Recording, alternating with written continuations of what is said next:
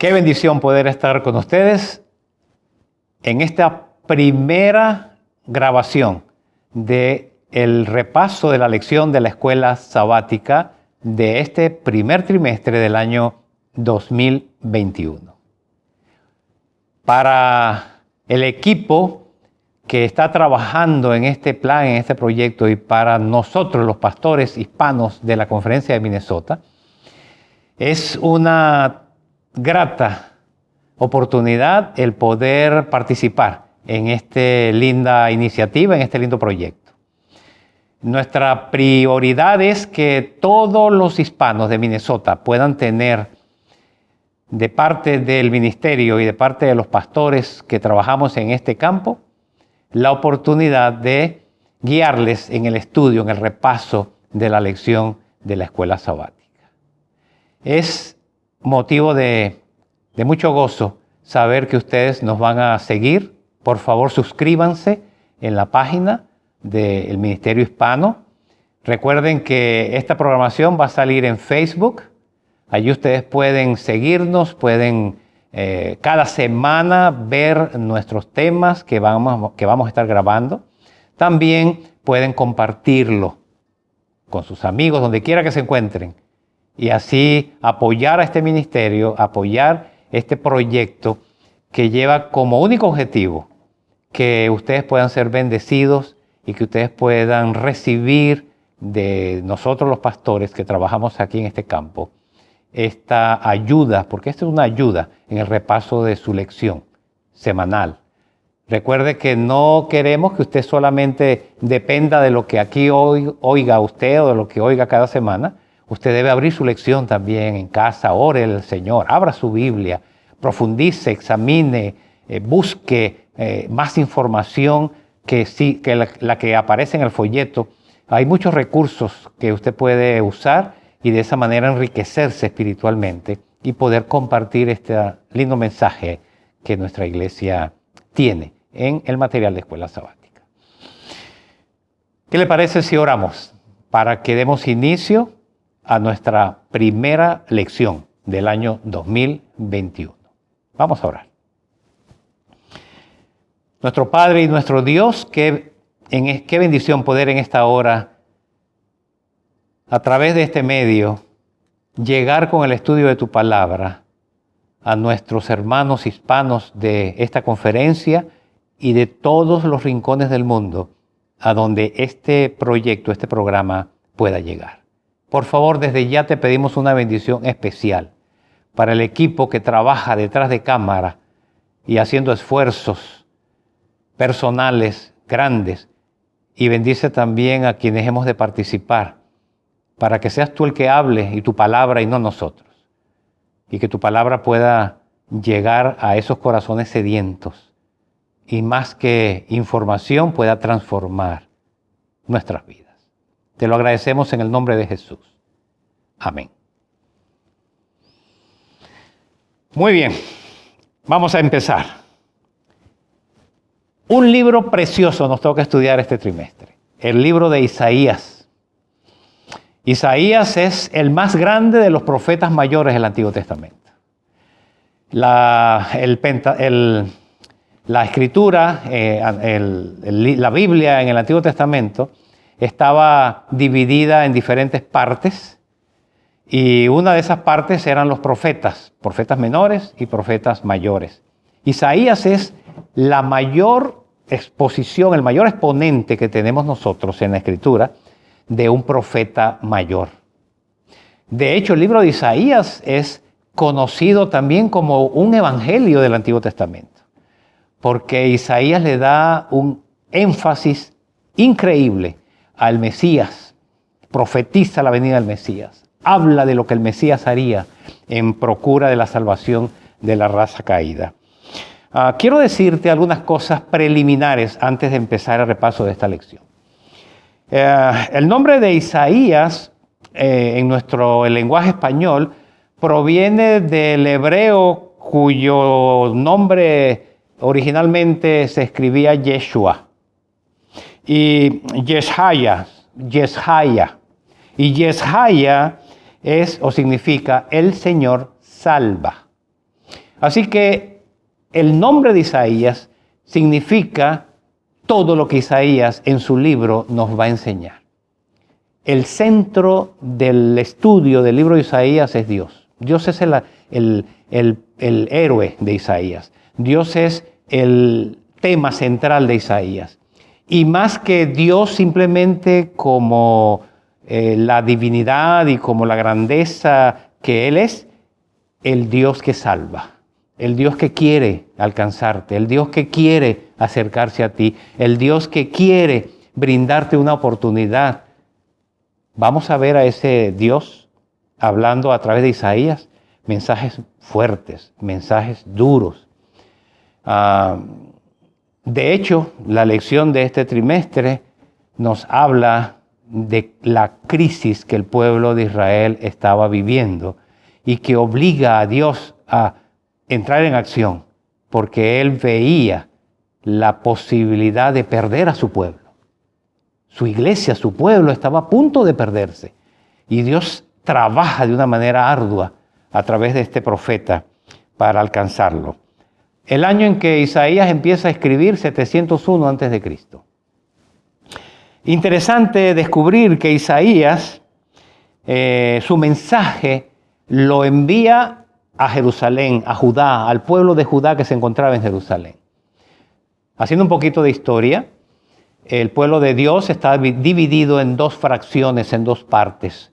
Cuando Salomón muere y su hijo Roboam le sucede en el trono, él no siguió los caminos o los planes que Dios tenía. Y siguiendo malos consejos, malas orientaciones, termina separando al pueblo de Dios y la mayor parte de los judíos, los israelitas, se quedan en el norte. 10 tribus quedan en el norte. Y asumen el nombre de Israel. 2 tribus quedan en el sur y asumen el nombre de Judá. Isaías va a llevar un mensaje especialmente a esas 2 tribus del sur. A Judá, que estaba radicado como en la capital en Jerusalén como su capital. Así que las promesas que Isaías hace son promesas mesiánicas a un pueblo rebelde. Otro punto interesante con respecto a Isaías es que Isaías tuvo un ministerio bien largo. 60 años de ministerio. Un tiempo muy largo, a través del cual Dios se esforzó sobremanera por ayudar a su iglesia, a su pueblo, a entender el amor que Él tenía y la necesidad que ellos tenían de buscarlo, de arrepentirse, de dejar los malos caminos. Otro hecho interesante, 5 reyes gobernaron mientras Isaías ejerció su ministerio profético. Y esos 5 reyes fueron Usías. De hecho, Isaías es escrito cuando Usías está ya llegando al final de su reinado, de ejercer su función como rey. Usías empezó a reinar en el 825 y lo hizo hasta el 759. Y Isaías empieza a trabajar cuando este rey está gobernando a Judá. Le siguió Jotán, le siguió Acaz y le siguió Ezequías. Estos 5 reyes ejercieron su reinado o estuvieron en el trono de Judá mientras Isaías ejercía su trabajo profético en favor del pueblo de Dios. Así que vamos a entrar ahora sí en materia, en el estudio de esta semana. Crisis de identidad. El nombre de por sí ya dice mucho. El pueblo de Dios había perdido su identidad. Y como lo dice claramente el Señor a través de Isaías, comenzando el libro, voy a leérselo textualmente, dice: visión de Isaías, hijo de Amós, la cual vio acerca de Judá y Jerusalén en días de Usías, menciona a los 5 reyes que los dije, Jotán, Acaz y Ezequías, reyes de Judá. Oíd cielos, escucha tu tierra, porque habla Jehová, crié hijos, los engrandecí, pero ellos se rebelaron contra mí. El buey conoce a su dueño, el asno, el pesebre de su señor, pero Israel no entiende. Mi pueblo no tiene conocimiento. Comienza con palabras muy tristes el Señor, mencionando que su pueblo no lo conocía, pero lo más triste es que no quería conocerlo. Y ese llamamiento que Dios hace a Isaías en el momento más crítico de su pueblo, un momento muy crítico y difícil del pueblo de Judá, hace que Dios quiera darle un diagnóstico. A través de Isaías, Dios hace un diagnóstico de la situación. Como buen médico espiritual de su pueblo, Dios le hace un diagnóstico a su iglesia. Y también le hace una receta. Después de diagnosticar el mal, el Señor hace una receta invitándolo al arrepentimiento. Básico, importante, para que esa crisis de identidad pudiera resolverse, para que el pueblo pudiera salir de la situación en la que se encontraba. Interesante que la lección hace referencia, comenzando con el capítulo 1 de Isaías, diciendo a los cielos y a la tierra, así como lo hizo en el Antiguo Testamento, también en el libro de Deuteronomio, cuando a través de Moisés llama a su pueblo y lo pone en la disyuntiva de tomar una decisión entre la maldición y la bendición, Dios también llamó como testigos al cielo y a la tierra. Y ahora, en este momento, Dios nuevamente llama como testigos al cielo y a la tierra de su esfuerzo, de su amor, de su deseo por salvar a su iglesia, por salvar a su pueblo. ¿Cuál era el problema básico que el pueblo tenía? El pueblo estaba incumpliendo su contrato. Dios había hecho un contrato con el pueblo de Israel. Cuando lo sacó de Egipto, Dios hizo un contrato con el pueblo. Y le dijo, yo voy a ser tu Dios. Ten la seguridad de que contarás conmigo siempre. Necesito que tú seas mi pueblo. Yo voy a ser tu Dios, pero tú sé mi hijo, tú sé mi pueblo. Vamos a hacer ese pacto. Vamos a cumplirlo para que te vaya bien. Y el pueblo incumplió ese contrato. El pueblo olvidó su compromiso con Dios.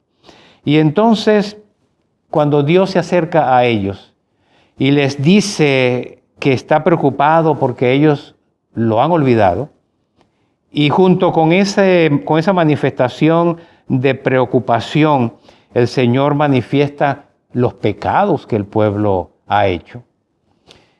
Hay una serie descriptiva muy interesante de los pecados. Voy a mencionarle rápidamente algunos de los que menciona Isaías. Los hijos se rebelaron contra Dios. Los hijos no entendían a Dios. No tenían conocimiento. El versículo 4, estaban llenos de maldad. El versículo 4 dice que eran malhechores. También dice que eran depravados. Menciona además que habían dejado a Jehová. Y por último dice que se volvieron atrás. En otras palabras, no solamente dejaron a Dios, sino que se fueron a hacer prácticas y costumbres y actitudes que jamás Dios pensó que el pueblo volvería a practicar después de haberse acercado Él a ellos de la manera maravillosa como lo había hecho a través de los años anteriores. Así que el pueblo seguía practicando sus rituales. El problema no era que practicaran los rituales, el problema no era que, para ponerlo en el contexto actual, que fueran a la iglesia. Sí, seguían yendo a la iglesia, así como tú y yo hoy seguimos yendo a la iglesia. Seguimos llevando el himnario, seguimos llevando la Biblia. Cuando entramos al santuario, la mayoría de nosotros, por costumbre quizá, linda costumbre, pero cuando se convierte en solo una costumbre, hay un desagrado de Dios. Entras y te arrodillas, oras. Cuando llega el servicio de canto, cantas. Cuando llega el momento de orar, oras. Cuando llega el momento del estudio de la palabra, participas. Y regresas a tu casa. Y así te mantienes semana tras semana en ese ritual peligroso. Un ritual que la lección lo llama un ritual putrefacto. Tremenda declaración. Era un ritual podrido, un ritual que no tenía nada que mereciera que Dios respondiera. Y por eso el mismo Señor les dice, ¿quién les dijo a ustedes que vinieran a traerme holocaustos, que vinieran a traerme sacrificios? Por supuesto, era Dios que se lo había dicho, era Dios que se los había pedido. Pero Dios quería que esos sacrificios, que ese ritual que ellos practicaban, que esas ofrendas que ellos traían, vinieran donde no solamente el acto externo, sino el interno estuvieran combinados. El problema del pueblo de Israel en el tiempo de Isaías era que su vida externa era muy diferente a lo que pasaba por dentro de ellos.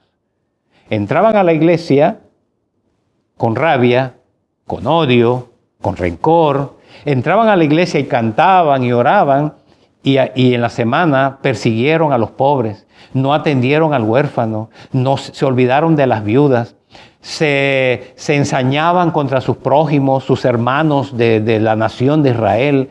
Eran egoístas, eran déspotas, no tenían la disposición a perdonarle las deudas a sus hermanos, los oprimían, los exprimían, eran personas intolerantes. Sin embargo, venían cada semana al templo, venían cada día al santuario. Y el Señor se cansó de eso. Porque Dios no quiere que tú cumplas externamente con lo que Él te pide si tu corazón está muy lejos de Él. Leí en estos días un pensamiento interesante. Alguien escribió diciendo, Dios no puede estar sentado en la sala de tu corazón si también tienes al diablo sentado en el sótano de tu vida. No puede estar Satanás en el sótano, en el basement, y tú tener a Jesús en la sala arriba, en tu casa. No puede. O sea, es imposible. La física nos enseña que dos cuerpos no pueden ocupar el mismo espacio al mismo tiempo. Si un objeto entra a ocupar un espacio, automáticamente, por ley física, el otro elemento que allí se encontraba sale para dar lugar al que entra. ¿Cuál es el problema de Israel? Le había dado cabida al mal y creía que tenía a Cristo y Jesús estaba muy lejos de sus vidas. ¿Recuerdan a Jesús diciéndole lo mismo en el Nuevo Testamento a los fariseos? Los llamó hipócritas, les llamó sepulcros blanqueados, les llamó seres que por fuera parecían muy bonitos, pero por dentro estaban podridos. ¿No será esa tu vida? ¿No será esa mi vida? ¿No será eso lo que estamos viviendo?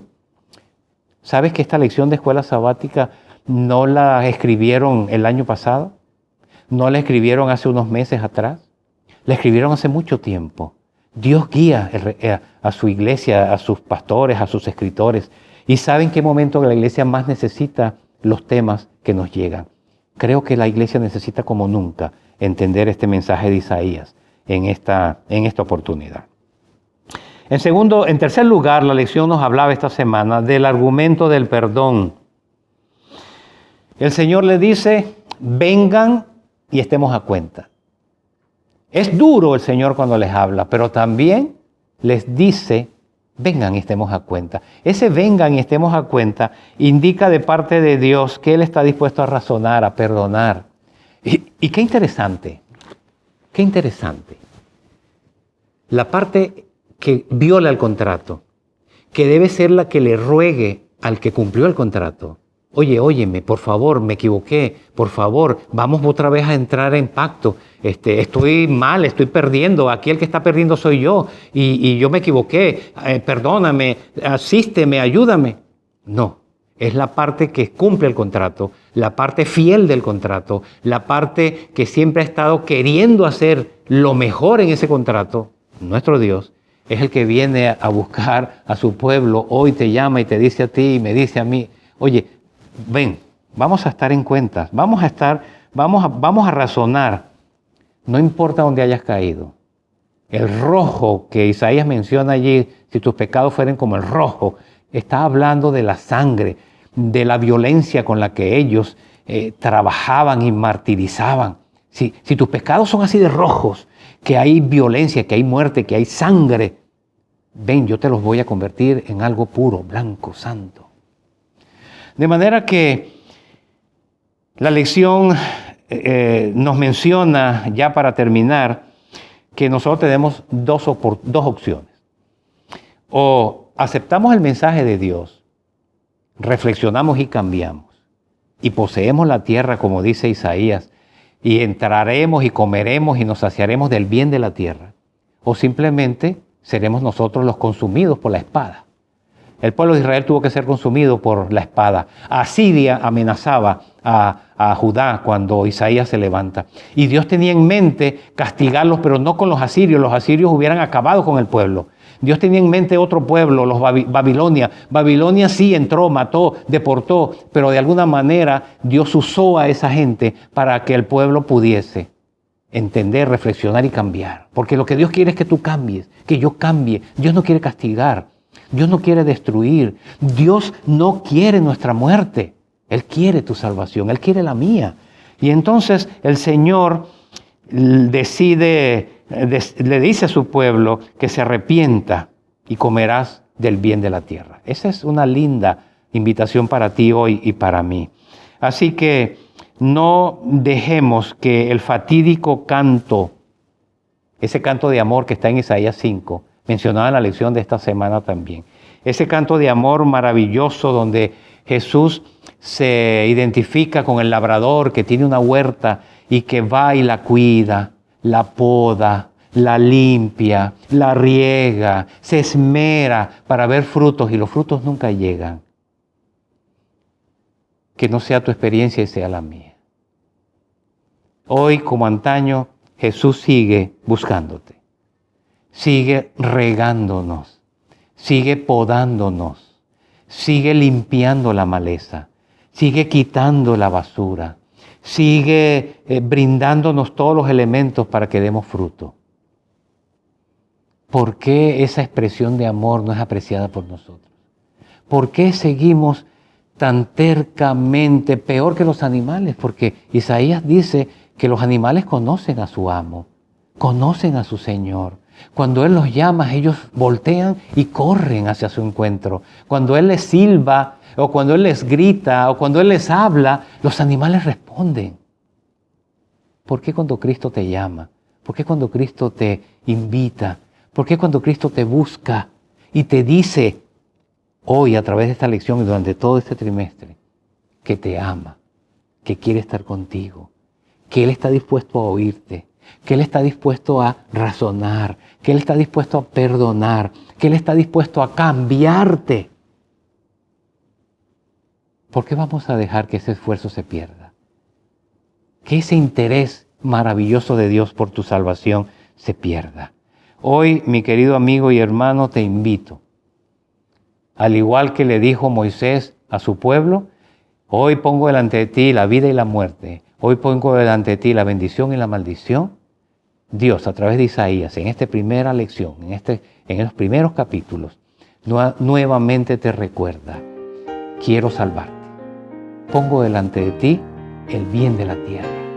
Pongo delante de ti la oportunidad de cambiar todos tus pecados, por rojos que sean, en blanca lana, en blanca nieve. Hoy quiero seguir siendo tu Dios. ¿Por qué tú no quieres ser mío? Decide volver a ser ese hijo que al unirse a la otra parte del pacto, permita que ese pacto de salvación pueda cumplirse en tu vida y en la vida mía. Dios te bendiga. Honestamente te digo en esta oportunidad, reflexiona con detalle, con oración y con reflexión en estas lecciones. Son para ti, son para mí. No miremos atrás diciendo qué pueblo tan terco, qué pueblo tan obstinado. Mírate tú, yo debo mirarme también y descubriremos que quizás somos peores que ellos. Que el Señor te bendiga. Acepta su invitación. Él quiere salvarte.